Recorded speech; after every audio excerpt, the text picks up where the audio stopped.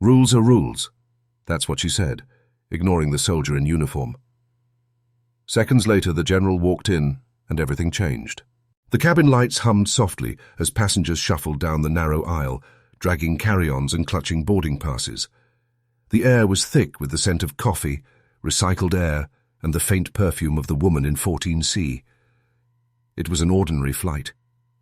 Ordinary passengers. Ordinary chatter. But in seat 22B, something extraordinary was about to unfold.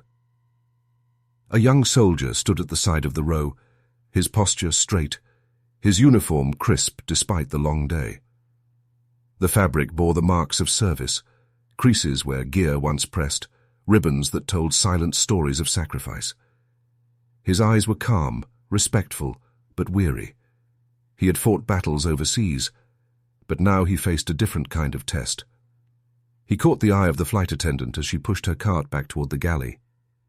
"Excuse me, ma'am," he said, his voice polite, steady. "Would it be possible to move to a seat with a little more legroom? I've been on duty for weeks, and it would really help." The attendant paused. She glanced him up and down, her expression unreadable. Other passengers nearby leaned in slightly curious. It was a simple request, one that many travelers had made before. But her reply was sharp, colder than the recycled air filling the cabin. "Those seats are for paying customers only," she said, not bothering to lower her voice. "If you wanted more room, you should have purchased an upgrade." The soldier blinked, taken aback by the tone. He hadn't demanded, hadn't raised his voice. He had asked with respect. Yet the rejection was swift, final, dismissive. Around him silence rippled. A mother in the row ahead shifted uncomfortably. A businessman in the aisle seat shook his head but said nothing. The soldier nodded slowly, swallowing his disappointment. "I understand," he murmured, returning to his narrow seat. He didn't argue. He didn't protest. He simply folded himself into the sea, ramped space, his broad shoulders pressing against the plastic armrests. His knees brushed the seat in front of him, but he forced himself to sit still, disciplined even here, in a place where no one wore rank. The flight attendant moved on, her heels clicking briskly against the floor. For a moment the hum of the engines filled the silence. Passengers exchanged uneasy glances. Some wanted to speak up, but the words caught in their throats. After all, wasn't it easier to stay quiet, to avoid confrontation? The soldier turned his gaze to the small oval window. The sun was sinking over the tarmac, casting streaks of orange across the horizon. He didn't show anger. He didn't sigh or roll his eyes. He simply sat, quiet and composed, his dignity unshaken. But inside, the moment cut deep. He had stood in deserts under a burning sun, marched through rain, endured nights when gunfire cracked like thunder around him. He had fought not for comfort, not for privilege, but for the very people who now watched in silence. And yet here, on home soil, his request for a little kindness was brushed aside like nothing. The silence grew heavy. A young boy across the aisle tugged at his mother's sleeve and whispered, "Mom, isn't he a soldier?" The mother hushed him gently, casting a nervous glance toward the attendant. The boy didn't understand, but others did. They felt the injustice. They felt the sting of disrespect. And the soldier? He carried it quietly, as he always had. The plane door closed with a metallic thud. The captain's voice filled the speakers, cheerful and professional, announcing flight time and cruising altitude. But beneath the routine words, tension lingered in the cabin, unspoken but undeniable. The soldier adjusted his cap, resting it carefully on his lap. He stared straight ahead, shoulders squared, jaw set. He would not let this moment break him. He had endured worse. He knew who he was, even if others failed to see it.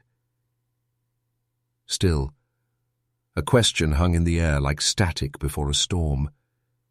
Would anyone else recognize his quiet sacrifice? The soldier didn't know. But in the next few moments, the answer would walk down that very aisle, and with it, the entire cabin would fall silent. The engines roared louder as the aircraft taxied across the runway. Yet inside the cabin, the silence was far louder than the sound of turbines. Passengers shifted in their seats, eyes darting between the young soldier in uniform and the aisle where the flight attendant disappeared without a second glance. A soft murmur began. "Did you see that?" a woman in 15A whispered, leaning toward her husband. "He was so polite, and she just dismissed him." Her husband frowned, keeping his voice low. "Don't get involved. It's not our business." But the look in his eyes betrayed the unease gnawing at him. He knew what he had just witnessed didn't sit right. 2 rows back, a businessman in a navy suit tapped at his phone, then looked up at the soldier. His expression softened, as though he wanted to say something. But when the attendant passed by again, his eyes quickly dropped to the glowing screen. Silence was safer. Meanwhile, the soldier sat rigidly, eyes fixed on the seat in front of him. His uniform was neat, his posture strong, but the way his hands rested on his cap betrayed the quiet weight of the moment. He was holding in more than words. He was holding in disappointment. The whispers spread like ripples. A teenager leaned toward her mother. "Mom, that guy's a soldier, right? Why wouldn't she let him switch?" Her mother gave a hesitant shrug. "Sometimes people just don't see." The teenager didn't look convinced. She glanced at the soldier again, her brow furrowed, as if silently asking the question the entire cabin was afraid to voice. Why didn't anyone say anything? The flight attendant returned, her tray of drinks rattling slightly as she pushed the cart. She moved with mechanical precision, her smile plastered on, for passengers who asked for orange juice or water. But to the soldier, she offered nothing. No eye contact, no acknowledgement. It was as though he wasn't even there. And yet he was impossible to ignore. Every detail of his presence, his pressed uniform, the quiet strength in his posture, the calm dignity with which he endured the slight, made the passenger's unease grow. The more the attendant pretended not to notice him, the more visible he became to everyone else. A young boy across the aisle tugged at his grandmother's sleeve. "Grandma," he whispered, "why is she being mean to him? He's a hero." The old woman's eyes softened as she studied the soldier. She didn't answer. Her silence said enough. She didn't understand it either. The soldier, though hearing fragments of these hushed exchanges, chose not to react. He kept his composure, his breathing steady, his gaze fixed outside the small oval window. The sunset glowed against the wing, painting the sky in shades of gold and crimson. To him, it was just another mission, enduring quietly when the world turned indifferent. But the cabin wasn't indifferent. Not anymore. The whispers carried weight. They were questions without answers, discomfort without action. Each murmur was a reminder of how quickly respect could be denied, and how easily silence could enable it. The soldier shifted slightly, pressing his knees against the seat in front of him. It was uncomfortable, but he said nothing. He wouldn't complain. He wouldn't break his discipline, even here.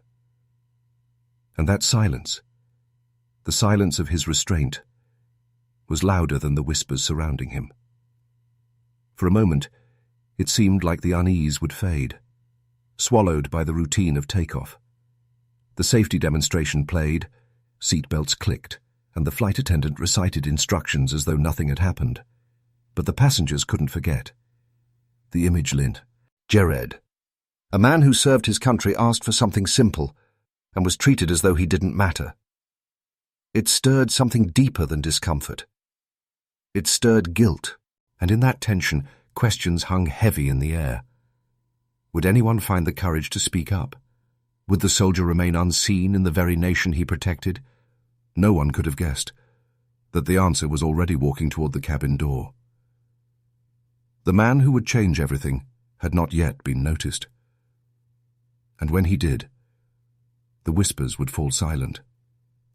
The soldier sat motionless, his gaze fixed on the fading horizon outside the small window. The hum of the engines and the scattered whispers around him blurred into background noise. On the surface, he was composed, stoic, almost unreadable. But behind his steady eyes, memories stirred like shadows creeping into the light. The flight attendant's dismissal replayed in his mind. Not because it was the worst thing he had endured, far from it, but because of what it symbolized. It wasn't about a seat. It was about respect. And as the minutes stretched on, his mind drifted back to where it all began. It was boot camp. The first day. A scorching sun beat down as he stood in line with dozens of fresh recruits. Sweat trickled down his brow, his uniform clinging to his skin. Drill sergeants barked commands, their voices sharp enough to cut through bone. "Drop and give me 20!" He hit the dirt, arms shaking under the weight of push-ups. His body ached, lungs burned, but he refused to stop. Around him, some recruits groaned, some cursed under their breath, but he kept going. He remembered thinking, "This pain is temporary. This discipline is forever." That was the first test of many. Early mornings, blistered feet, nights lying awake on a hard cot with only the sound of boots echoing in the halls. He learned to endure, to obey, to fight through the ache until strength became his second skin. The memory of those days lingered as he sat on the plane, knees pressed against the seat in front of him. It wasn't just training that shaped him. It was what came after. Deployment. The desert heat was suffocating, the sand endless, stretching out beneath a merciless sun. He could still feel the weight of his pack digging into his shoulders, the grit of sand grinding into his boots. Each step felt heavier than the last, but there was no room for weakness. He saw flashes, convoys rumbling across barren landscapes, the sharp crack of gunfire tearing through silence, the piercing wail of alarms in the dead of night. There were days when hunger gnawed at his stomach, when water was scarce, when sleep came in fractured hours stolen between missions. But even then, he pushed forward, not for himself, but for the men and women standing beside him. "Stay low," he once shouted to a fellow soldier as bullets ricocheted around them. His heart raced, adrenaline surged, but his focus never wavered. Protecting others was instinct. Survival was duty. And yet, amid the chaos, there were moments of humanity. He remembered handing a small bottle of water to a child in a village, her tiny hands trembling as she accepted it. She didn't speak his language, but her wide eyes said everything. Gratitude. Hope.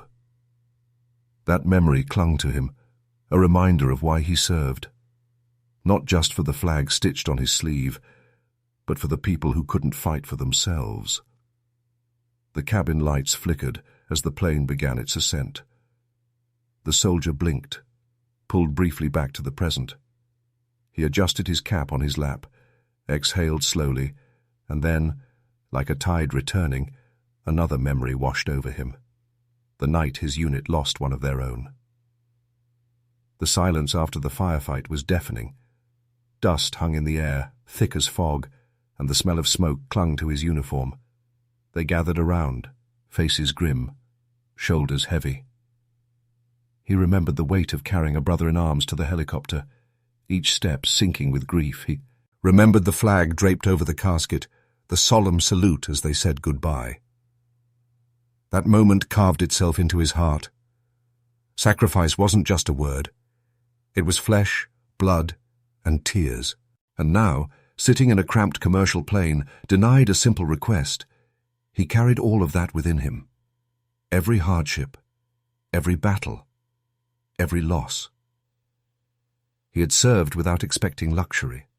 without expecting comfort. All he ever wanted was respect, not for himself alone, but for what the uniform represented. Back in the cabin, the flight attendant poured another passenger a soda, smiling as if nothing had happened. The soldier didn't flinch, didn't demand recognition, but the passengers who watched him couldn't unsee it. They saw a man who had endured deserts and gunfire, treated with indifference in the very country he defended. They didn't know the full story, his boot camp trials, his missions abroad, the nights of grief and courage, but somehow they felt it. His quiet presence carried a weight they couldn't ignore. The soldier leaned back, his body stiff against the narrow seat. He closed his eyes briefly, and another memory rose, letters from home. His mother's handwriting, shaky but warm, telling him she prayed for him every night. A picture his little sister drew, crayon lines messy but full of love, with the words, "Come home safe." Those letters had kept him alive during the darkest days. They reminded him why he fought, why he endured, why he kept pushing when his body screamed to stop. And now, here he was, back on home soil. Not on the battlefield, not in the desert, but in a commercial plane, facing a different kind of silence. He opened his eyes again, staring at the faint reflection of his own face in the airplane window. The man looking back at him carried scars no one could see, but strength no one could take away. Around him, the whispers continued. A businessman muttered under his breath about how unfair it was. A teenager looked at him with admiration, even if she didn't fully understand why. A grandmother clasped her grandson's hand, as though silently teaching him the lesson the attendant had failed to embody. The soldier didn't notice them, or perhaps he did, but chose not to react. His discipline, his restraint, was not born of weakness, but of experience. For him, silence wasn't surrender. It was strength. But for the passengers, silence was becoming unbearable. The flight attendant's indifference, the soldier's quiet endurance, the tension in the air was reaching its breaking point. Something had to give. And none of them could have predicted who would walk down that aisle next. Rules. That was the word she clung to as she wheeled the drink cart down the narrow aisle. Rules were her armor. Rules made her job simple. If someone asked for an upgrade, and they hadn't paid for it, the answer was always the same. No. She repeated it to herself like a silent mantra, trying to silence the unease creeping into her chest. The soldier's request had been polite, respectful even, but policy was policy. If she started making exceptions, where would it end? First one free seat, then two, then chaos. At least that was the story she told herself. Still, as she handed a can of ginger ale to a passenger in row 18, she caught sight of the soldier sitting rigid in his cramped chair. His knees pressed hard against the seat in front of him, his cap resting gently in his lap. He didn't complain, didn't fidget, didn't even glance her way. And that bothered her more than she expected. She pushed the cart forward, her smile tight, her mind louder than the hum of the engines. He could have bought the seat. He chose not to. Why should I bend the rules? Yet beneath that logic was something else, something unspoken, something she didn't dare admit aloud. The truth was, she had made exceptions before, for businessmen in tailored suits, for families with restless toddlers, for older passengers who looked tired. A quiet nod, a whispered, "Go ahead," and they'd slip into an empty row without paying a dime. But when she looked at the soldier, she hadn't seen someone she wanted to help, and that truth stung like ice. She busied herself with her work, pouring drinks, offering snacks, making sure her smile was wide enough to mask the turmoil inside. But as she passed by again, she overheard the whispers. "Poor guy," someone murmured. "She didn't have to be so cold," another said. Her jaw tightened. She wanted to snap back, to remind them that rules existed for a reason. But she couldn't. Passengers weren't supposed to see her flinch, weren't supposed to see cracks in her composure. so she straightened her shoulders, forcing herself into the role she knew best, the professional. In her head, she began building her defense. He wasn't special. He's just another passenger. Uniform or not, it doesn't change the rules. But even as she thought it, a small voice pushed back. Uniform or not? Really? She tried to silence it, but images flickered in her mind. Stories she had seen on the news of soldiers returning home, greeted by crowds with waving flags. She remembered the solemn silence of televised funerals, caskets draped in stars and stripes. She remembered the lump in her throat when she'd watched them. And yet, when faced with one in real life, she had looked at him and said, "No." Why? Her thoughts spiraled as she parked the cart at the back of the cabin and ducked behind the curtain to the galley. She poured herself a cup of water, staring into it as though the answer might be floating there. Maybe it wasn't just the rules. Maybe it was the way she had judged him the moment she saw him. The uniform didn't impress her. To her it looked worn, not polished. His boots weren't shiny like those officers she had seen in ceremonies. His face was tired, not smiling. He wasn't a decorated general or a polished officer. He was just ordinary. And maybe somewhere deep down, she had decided ordinary didn't deserve exceptions. It was easier to tell hers. It was policy. Easier than admitting her decision was laced with bias she didn't want to confront. From the galley, she peeked out again. The soldier hadn't moved, still sitting upright, still silent, still dignified. But now, the passengers around him couldn't look away. She noticed their expressions, small frowns, quiet glances, eyes filled with something close to judgment. Not for him, for her. That realization tightened her chest. For the first time, she questioned the mantra she'd been repeating all night. Rules are rules. But rules had never felt so fragile. She returned to the aisle, her smile fixed again, but inside her thoughts raced.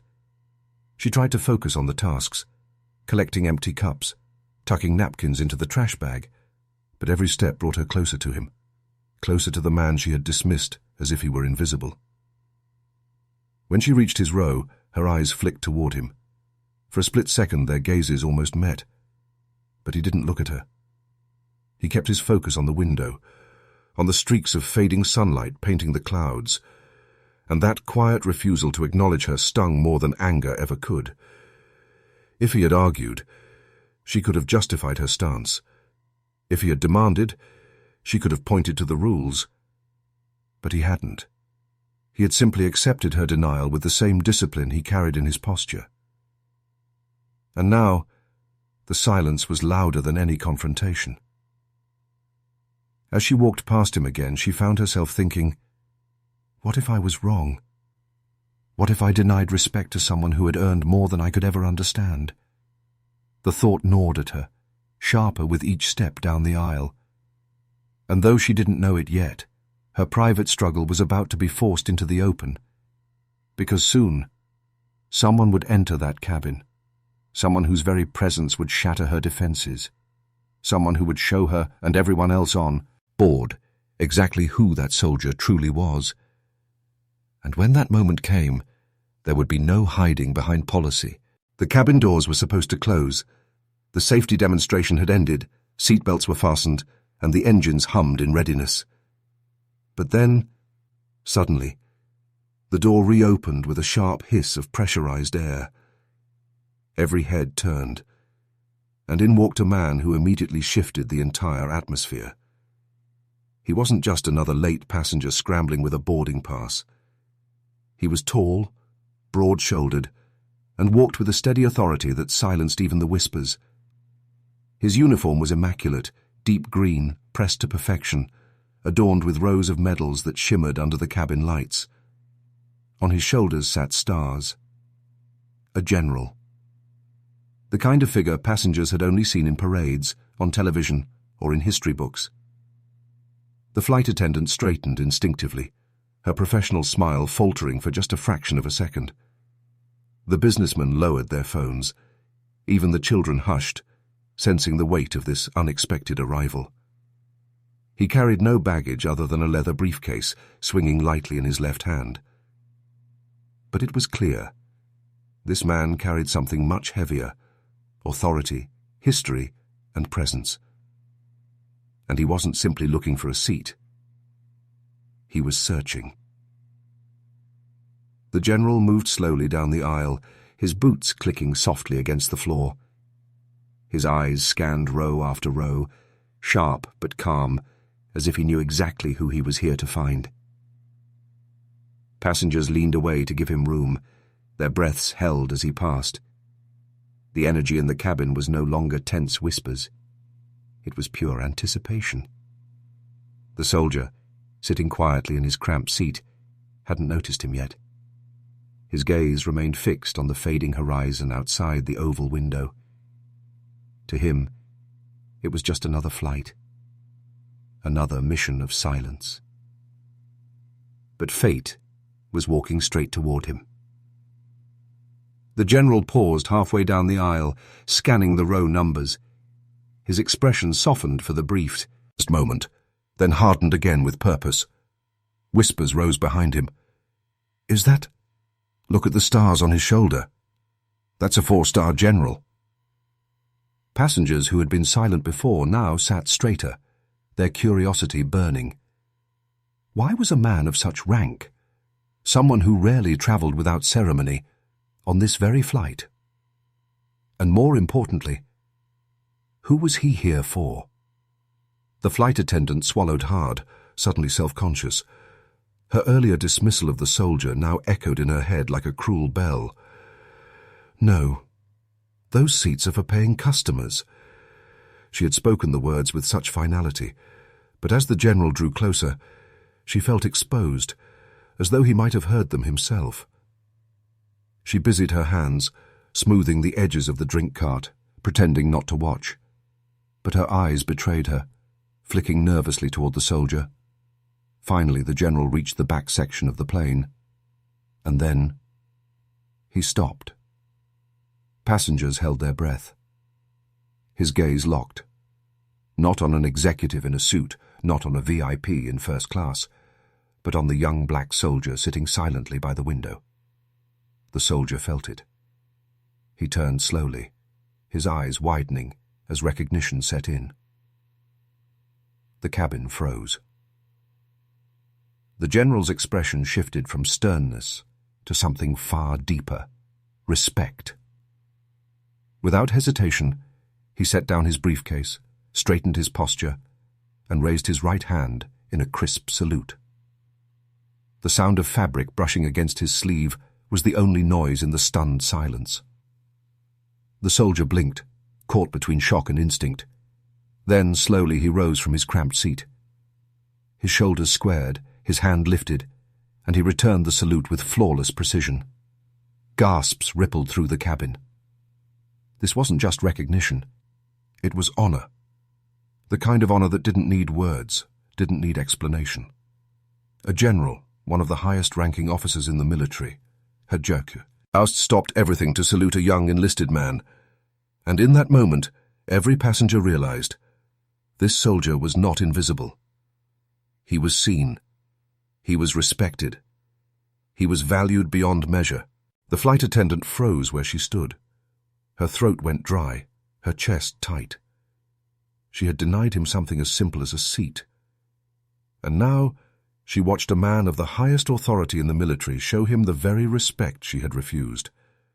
Passengers exchanged glances, some smiling softly, others shaking their heads in disbelief. The soldier they had watched endure silence and dismissal had just been lifted higher than any of them could have imagined. The air in the cabin was no longer heavy with tension. It was charged with awe. The soldier lowered his hand slowly, the salute complete. He didn't speak. Neither did the general. Words weren't necessary. But their silence spoke louder than any argument, louder than any justification. And though no one knew what would happen next, one thing was certain: This flight was no longer ordinary. Something had shifted. Something that would change the course of the journey for everyone on board. The cabin was silent. So silent that even the steady hum of the engines felt muted, swallowed by the weight of the moment. The general stood tall, his chest broad, his medals gleaming under the fluorescent lights.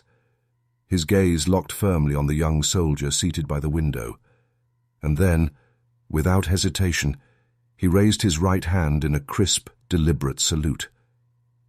The sound of fabric shifting was the only noise as passengers leaned forward, jaws slack, eyes wide. A general, saluting a private. The young soldier's breath caught. For a second, he didn't move. He wasn't used to attention, especially not this kind. But training ran deep in his veins. Slowly, steadily, he rose from his cramped seat. His cap still rested in his lap, so he placed it gently on the armrest before standing tall, shoulders squared. Then, with flawless precision, he returned the gesture, hand to brow, fingers straight, posture unyielding. The air seemed to tremble. Gasps rippled across the cabin. A mother clutched her child's hand. A businessman lowered his phone, his eyes wide with disbelief. A grandmother whispered, "My God," under her breath. No one spoke louder than a whisper, but everyone knew they were witnessing something rare, something sacred. This wasn't just military protocol, it was respect, earned, deep, and undeniable. The soldier's heart pounded, though his face revealed nothing. He didn't smile, didn't frown, didn't waver. He stood in silent acknowledgement, as though this moment was not about him, but about something greater. The general, too, remained wordless, his salute steady, his eyes glimmering with something more than duty. Recognition. Gratitude. For long, heavy seconds, they held that posture, two men bound by the same oath, one seasoned by decades of service, the other carrying the weight of fresh scars and sacrifice. It was a bridge across generations, built in silence yet louder than any speech. The flight attendant froze in place. Her throat tightened as she realized the significance of what was happening only a few feet away. The soldier she had brushed aside, the one she had dismissed with policy, was now receiving a salute from the highest rank she had ever seen in her life. Her smile faltered. Her hands fumbled with the napkins she clutched. For the first time that evening, her certainty cracked. And the eyes of the passengers, those same eyes that had judged her earlier, shifted now, heavy with quiet reproach. The soldier lowered his hand slowly, the salute complete. The general mirrored him, letting his own arm fall with a firm precision. Still, no words passed between them. None were needed. The silence that followed was heavier than applause, thicker than cheers. It was reverence. The boy across the aisle leaned toward his grandmother, whispering, "Why did he do that?" She. Grandmother's eyes glistened. "Because that young man deserves it." The soldier sat back down, his movements careful, deliberate. He retrieved his cap, setting it neatly back in his lap, his gaze once again drifting toward the window. He looked unchanged, almost untouched by the storm of awe around him. But the cabin knew better. They knew what they had just seen. The general did not continue down the aisle casually. He lingered for a moment, his hand resting on the seat back in front of him. His presence alone was commanding, but his choice to stop here, to honor one soldier in front of everyone, made the air thick with meaning. Finally, the general's voice broke the silence. "Ladies and gentlemen," he said, his tone steady, deep, commanding yet warm, "this man sitting here has done more for this country than most will ever know, and I will not let him go unseen." A murmur ran through the cabin, heads nodding slowly, eyes dropping in shame or lifting in admiration. The soldier shifted uncomfortably, as though unused to being placed in the spotlight, but the general's hand, resting lightly on his shoulder, steadied him. "Respect," the general said firmly, "is not bought with money. It is earned with sacrifice." And with that he moved on, continuing down the aisle toward his seat, leaving behind a silence that felt transformed, no longer heavy with unease, but with awe. The passengers couldn't look at the soldier the same way anymore. Some offered small nods of acknowledgement. Others whispered soft thank yous. A teenager mouthed the word hero under her breath. Even those who had remained quiet earlier now felt the sting of their silence. The flight attendant stood stiff, her hands trembling slightly as she pretended to adjust the cart. The general's words echoed in her head, colliding violently with the excuse she had told herself only minutes earlier. Policy is policy. But now, policy seemed paper-thin, and though the soldier never asked for attention, never demanded recognition, he had been given it, in the most undeniable way possible. The cabin settled again, but nothing about it felt the same. The passengers' whispers had turned into something else entirely. Not gossip, not discomfort, but reverence. The soldier sat quietly, unchanged in posture, unchanged in demeanor. Yet around him, the entire atmosphere had shifted. And though the moment had ended, its echo lingered. Because what came next would test not just the passengers, but the very flight attendant who had tried to ignore him. The cabin was still trembling from the silent salute, the air thick with awe. Every passenger could feel it, the sense that they had just witnessed something rare, something sacred. And then the general turned. His voice broke through the silence, deep and steady, commanding without shouting. "Ladies and gentlemen," he began, standing in the aisle where all could see, "I need your attention." Every whisper died instantly. Phones lowered, children stilled. Even the flight attendants at the galley froze, their eyes fixed on him. The general gestured toward the young soldier who sat quietly, cap in his lap, his gaze lowered in humility. "This man here," the general said firmly, "is not just another passenger. He is not just another uniform. He is a soldier of the United States Army, and he is one of the finest men I've had the privilege of knowing." Gasps rippled across the rows. Passengers glanced at the soldier, then back at the general, realizing the weight behind his words. The general's eyes swept the cabin, locking with different faces, challenging, teaching, reminding. You see, respect isn't about where you sit on a plane. It isn't about money or upgrades or privileges. Respect is about sacrifice. And this young man has sacrificed more than most of you will ever be asked to give. The soldier shifted uncomfortably, wishing the floor could swallow him whole. His training had taught him to serve without expectation of recognition. Yet here, in front of strangers, his story was being brought to light. The general's tone softened, but the weight of his words only grew heavier. "I remember the day I first heard his name," he said, pausing as though recalling a moment etched into memory. "He was a private then, deployed overseas in conditions most of you cannot imagine. Outnumbered, outgunned, and under fire, he carried not one, not two, but 3 of his fellow soldiers to safety. Wounded himself, he refused evacuation until every man in his unit was accounted for." A collective hush fell over the passengers. The boy from earlier, who had asked his grandmother about the salute, sat wide-eyed now, clutching the armrest as though the story itself carried him into the battlefield. The general continued, his voice resonating with pride. "Courage is not the absence of fear. It is doing your duty in spite of it. And that is what this soldier embodies. Courage, duty, selflessness."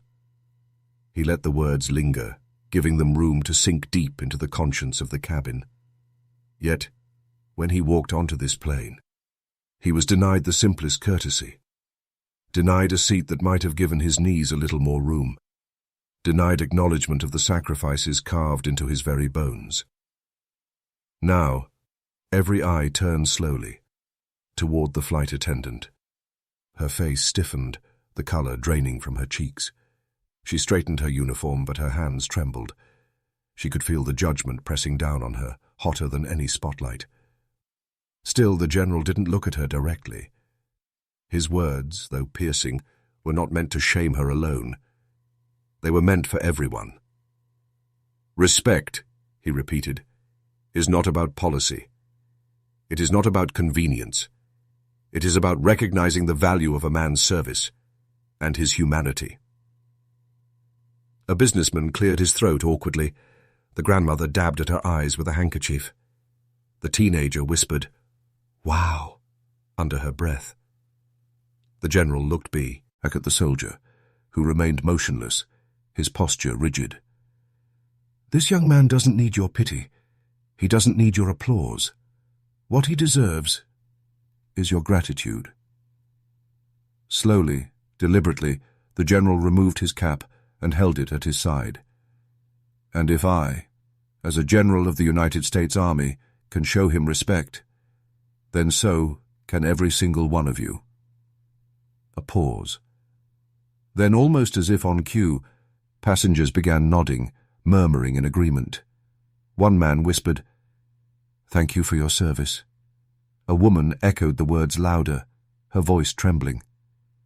Soon, the phrase spread like a wave through the cabin. "Thank you, thank you, thank you."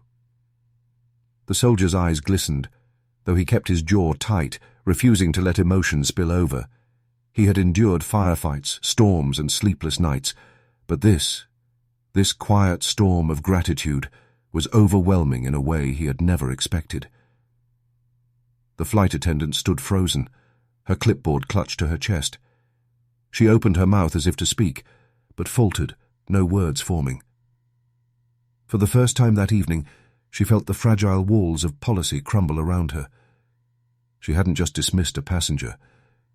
She had dismissed a hero. The general let the cabin's gratitude swell before he spoke again, his voice softer now, but cutting even deeper. "Remember this moment," he urged the passengers. "Remember that the uniform is not just fabric. It carries the weight of every sacrifice, every sleepless night, every family left behind. And men like him carry that weight so you don't have to." His words hung in the air, heavy, yet liberating. The soldier lowered his head, humbled, trying to retreat back into the shadows of anonymity. But there was no hiding now, not after the general had lifted him into the light. For a long stretch, the cabin remained quiet, save for the hum of the engines and the faint breathing of passengers who had been unchanged by what they'd heard. The general finally stepped back, giving a respectful nod to the young soldier before moving toward his own seat. But his words still echoed, not just in the ears of those present, but in their hearts. Respect had been demanded, and respect had been given. But the night wasn't finished. For now the question lingered. How would the flight attendant, exposed before all, respond? The general's words still echoed in the cabin, like the fading toll of a church bell.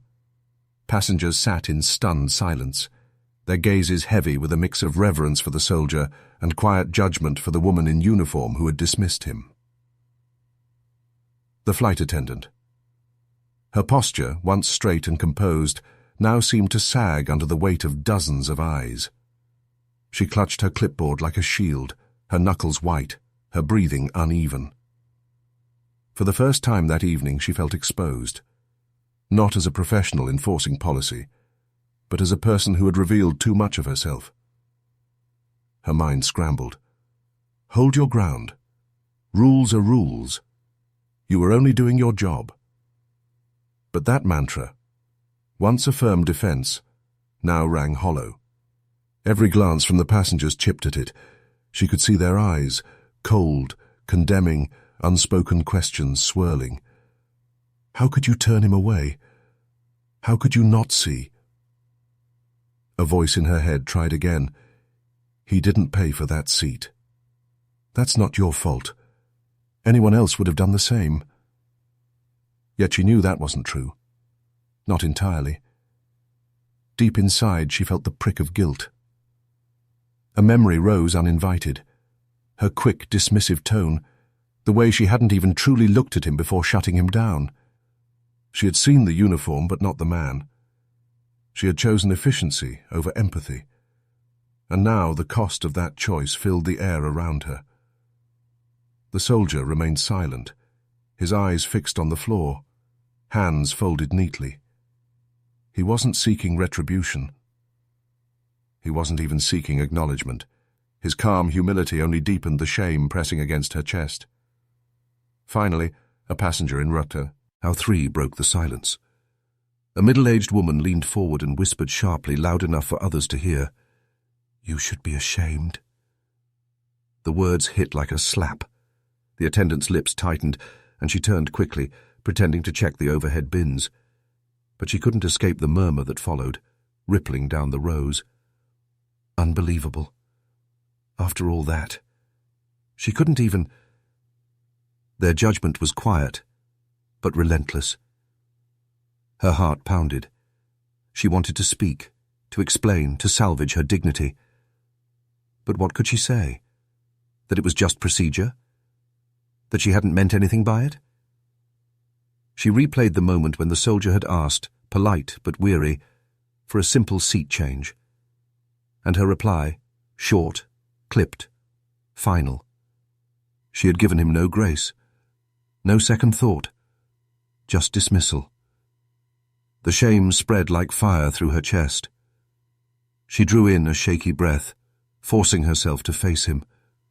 Slowly she stepped down the aisle until she stood a few feet from the soldier's seat. Her voice trembled, barely audible. "Sir." The word caught in her throat. Dozens of passengers leaned in, waiting. She swallowed hard, the weight of choice pressing down on her. She could apologize, open herself, admit the truth, and risk humiliation. Or she could cling to procedure, the safer ground, and double down. Her instincts screamed to protect herself, to say nothing that could compromise her standing. But the sight of the general's respectful salute replayed in her mind, and the passengers' piercing stares told her that silence would condemn her more than words ever could. She faltered, her voice cracking. "I was wrong." Gasps filled the cabin, subtle but real. Heads turned, eyes widened. The soldier finally looked up, his calm gaze meeting hers. There was no anger in his eyes, only patience, and something that stung her even more. Understanding. "I should have treated you with respect," she continued, her words shaky. "Not just because of your uniform, but because you deserved it as a person. Her voice broke. She blinked rapidly, trying to hold composure. "I'm sorry." The soldier gave the smallest nod, his lips pressing into a thin line. No grand smile, no dramatic forgiveness, just a quiet acknowledgement. And strangely, that nod felt heavier than any lecture. The cabin shifted. The passengers, once bristling with silent outrage, softened. Some exchanged approving glances. A few nodded quietly, as though the air had been cleared just enough to breathe again. The general, still standing tall a few rows away, inclined his head slightly. He didn't speak. He didn't need to. His silence was approval enough. The attendant, cheeks burning, retreated a step. She couldn't undo the moment, couldn't erase what had been said or ignored. But at least she had not hidden. At least she had faced it. She turned sharply, moving back toward the galley, her hands trembling. Shame still clung to her, but beneath it, a fragile thread of relief. The soldier leaned back in his seat, exhaling softly. He hadn't asked for apology, but he had received one, and for him, that was enough. The cabin, though still heavy with the echo of what had transpired, seemed to hum with a new energy. Respect, awareness, change. Yet one question lingered in every heart, spoken or not. Would this single apology be enough to mend the wound she had created? or was the damage already done? The cabin was still heavy with silence, the kind that lingers after a storm. The passengers had witnessed a salute, a speech, and a public reckoning. Now, all eyes returned to the flight attendant, the woman who had stood so rigid in her rules and was now unraveling before everyone. She lingered in the galley, her chest tight, her breath shallow. Shame clung to her like a second uniform. But as the plane settled into a soft hum before takeoff, she knew the moment wasn't finished. She couldn't disappear behind a curtain and pretend it hadn't happened. No, she had one final chew. Oyster make. Would she cling to her pride, retreat into silence, or step forward and try, however awkwardly, to make things right? Her shoes tapped softly against the aisle carpet as she approached the row where the young black soldier sat. Every head turned to follow her. She felt their eyes on her, a pressure that made her throat tighten. She stopped beside him, her clipboard now lowered to her side. The soldier looked up, calm as ever, his posture straight but relaxed. Her voice came out soft, almost hesitant. "Sir, there's an available seat in the front. Extra space, more comfortable. If you'd like, you can take it." The words were carefully chosen, framed as a policy exception.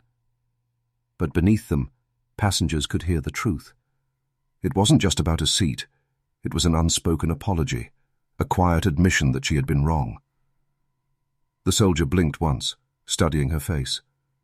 He didn't rush to answer. For a long second, the cabin seemed to hold its breath. Finally, he gave a small nod. "Thank you, ma'am." His voice carried no bitterness, no sarcasm, just calm humility. The attendant exhaled slowly, relief mixing with guilt. She gestured toward the front of the plane. "This way, please." As he rose, the passengers shifted to make room. Some nodded at him respectfully, others whispered words of encouragement. "Thank you for your service. You deserve it. About time." The general, still standing a few rows ahead, stepped aside to let him pass. And in that simple gesture, another message was sent. This soldier was not being given dignity. He already carried it. The seat was merely catching up to what he had long earned. The soldier walked with steady steps, his duffel slung over his shoulder. His humility never wavered. He didn't gloat, didn't smirk, didn't even glance back at the attendant. His dignity was in his restraint, in the way he accepted the moment, and without malice. The attendant, following behind, felt the sting of that grace. He had offered her something she hadn't given him, respect without conditions, and in that realization she knew exactly where true honor rested. When they reached the front row, she motioned to the open seat. "Here you are." The soldier placed his bag overhead and settled in quietly. He gave her another small nod of thanks, his eyes warm but steady. And though he spoke no more, the message was clear. Forgiveness didn't need to be loud. Sometimes it was found in silence, in the grace of moving forward.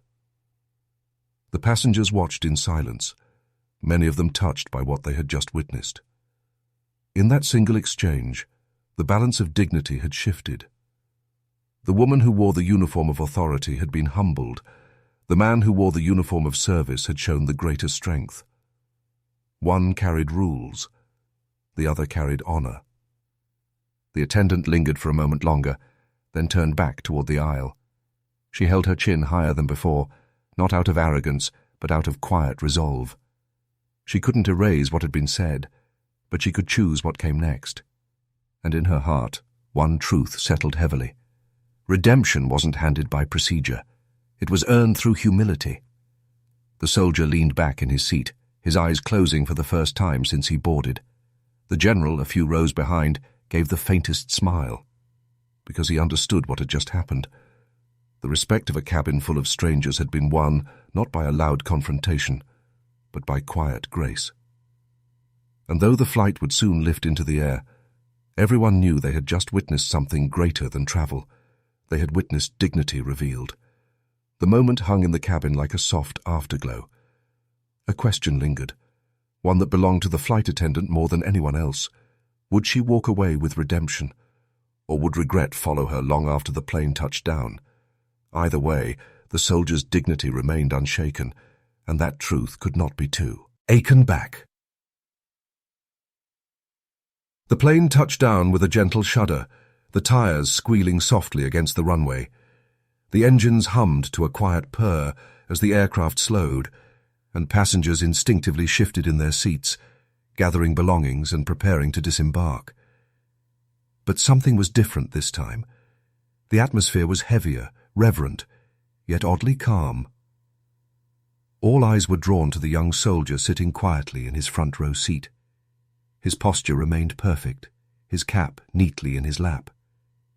He didn't move quickly, didn't rush. He exuded a calm that carried the weight of everything he had endured. The cabin remained unusually still, as though waiting. The flight attendant, now fully aware of her earlier mistakes, stood frozen near the aisle. Her hands gripped the cart, but she barely noticed its weight. Her chest tightened with lingering shame, a reminder that the moment of apology, while necessary, had not erased the gravity of what had occurred. Passengers began to shuffle toward the exits, but a subtle, unspoken deference took hold. People stepped aside, holding back their own movements. There was no need for a formal announcement. The unspoken rule was clear. The soldier and the general would leave first. The general rose from his seat, tall and commanding, but not impatient. He collected his briefcase and moved down the aisle with deliberate steps. His eyes, still glimmering with quiet pride, scanned the cabin, briefly settling on the flight attendant. There was no accusation, no anger, only a knowing glance that acknowledged both the lesson learned and the respect earned. Passengers watched, some whispering softly to one another. "Look at him. He carries himself differently. He's a true hero." The soldier rose slowly, gathering his small duffel. His movements were precise, practiced, yet unpretentious. Every step toward the exit echoed with restraint and heiki, humility. Despite the weight of the honor he had received, he carried none of it arrogantly. The general matched his pace, falling in line beside him. As they approached the cabin doors, the passengers maintained a quiet line of respect, hands lowering slightly, heads bowed in acknowledgement. The hum of normal chatter was gone, replaced with an unspoken recognition that something extraordinary had just occurred. The flight attendant lingered behind them, still gripping the edge of her cart. She watched silently as the soldier approached the exit. Her shame was heavy, but so was her awareness. She could not erase her actions, but she could witness the dignity and grace that had been displayed despite them. For the first time, she fully understood the difference between authority and honor. One could be wielded without respect, while the other commanded it effortlessly. The soldier reached the door and paused. He turned his head slightly toward the cabin, acknowledging the passengers with a simple, composed nod. There was no grand gesture, no need for fanfare. The weight of his service and the recognition he had received spoke louder than words ever could. The general stepped forward beside him, raising his hand once more in a crisp, deliberate salute. The gesture was brief, but monumental, a final acknowledgement that the honor carried by the young man extended far beyond the confines of the aircraft. The soldier returned the salute, precise and dignified, before stepping out into the terminal. Passengers remained silent, many still seated, many still stunned. A few whispered quietly to themselves, murmuring words of gratitude or reflection. The energy in the cabin had shifted permanently. A quiet reverence, a reminder that true courage and humility often exist side by side, far removed from recognition or reward.